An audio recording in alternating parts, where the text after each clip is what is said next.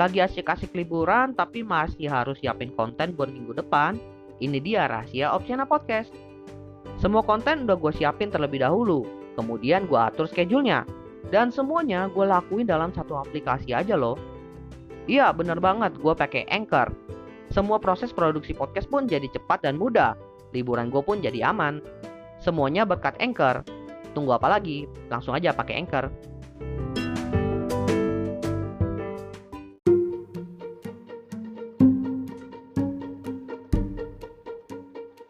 Selamat datang di Tutup 2022.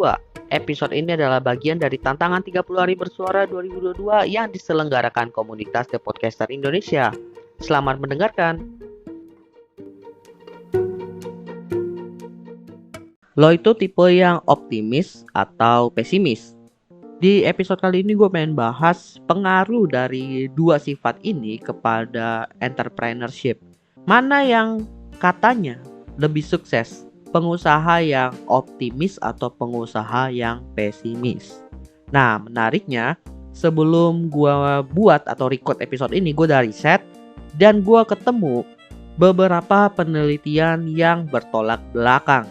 Ada yang bilang pengusaha yang optimis itu lebih mudah sukses daripada yang pesimis.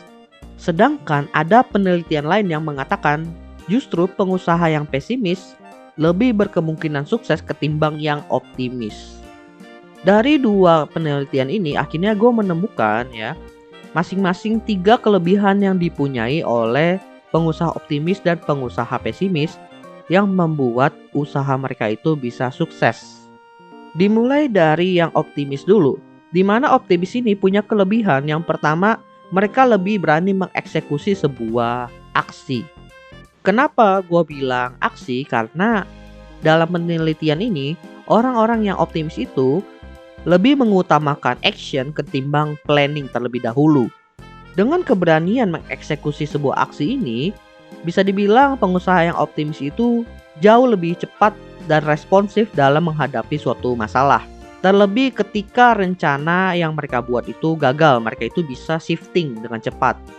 Tapi kadang karena pengusaha optimis ini jauh lebih responsif, lebih cepat dalam melakukan aksi, kadang kesannya kayak nggak dipikir dulu. Kesannya kayak impulsif. Apalagi kalau actionnya itu berkaitan sama yang namanya creativity atau inovasi.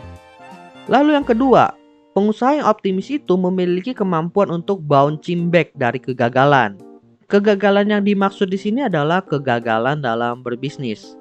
Jadi, para pengusaha yang bisa dibilang optimis ini, kenapa banyak yang sukses? Karena mereka itu sudah melalui banyak kegagalan bisnis.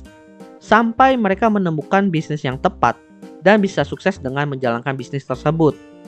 Artinya, ketika bisnis mereka itu gagal, secara mental mereka recovernya jauh lebih cepat sehingga mereka bisa memulai bisnis baru lebih cepat daripada orang biasa. Hal ini mengingatkan gue kepada salah satu quotes yang pernah diucapkan oleh banyak pengusaha, di mana habisin dulu jatah gagal lu baru nanti lu bisa mendapatkan jatah sukses lu. Jadi bisa dibilang istilah ini yang cocok lah untuk para pengusaha yang optimis. Lalu kelebihan ketiga adalah pengusaha optimis itu membawa energi positif di sekitarnya, dan positifnya di sini cenderung ke arah yang lebih kreatif. Tentunya dalam bisnis itu kreativitas adalah salah satu senjata utama untuk menggait customer. Dan untuk menghasilkan ide yang kreatif bersama dengan eksekusinya, kita nggak bisa berpikir sendiri, butuh kerjasama antar orang lain. Pengusaha yang optimis ini sebagai leader, dia itu punya kepercayaan diri yang tinggi untuk mengeksekusi plan yang ada. Sehingga hal ini pun membuat timnya atau mungkin karyawannya itu juga lebih yakin dalam mengeksekusi rencana yang ada. Bahkan meskipun rencananya itu gagal, balik lagi ke poin kedua, dia itu kan bisa bouncing back lebih cepat dan lebih mudah. Hal ini pun berdampak kepada timnya yang recovernya juga jauh lebih cepat dari kegagalan. Itu dari pengusaha yang optimis. Sekarang kita bahas 3 kelebihan dari pengusaha yang memiliki sifat pesimis. Yang pertama, mereka itu paham bahwa bisnis itu bisa rugi. Bukan berarti yang optimis itu tidak paham, tapi dalam setiap step atau rencana dari si pengusaha yang pesimis ini selalu mempertimbangkan kerugian yang bisa terjadi. dan mencari solusi untuk agar bisnisnya itu tidak rugi atau seminimal-minimalnya ruginya itu diperkecil. Bahkan ya ada yang bilang bahwa pengusaha yang pesimis itu cenderung menghindari strategi bakar duit kalau memang returnnya itu tidak begitu besar.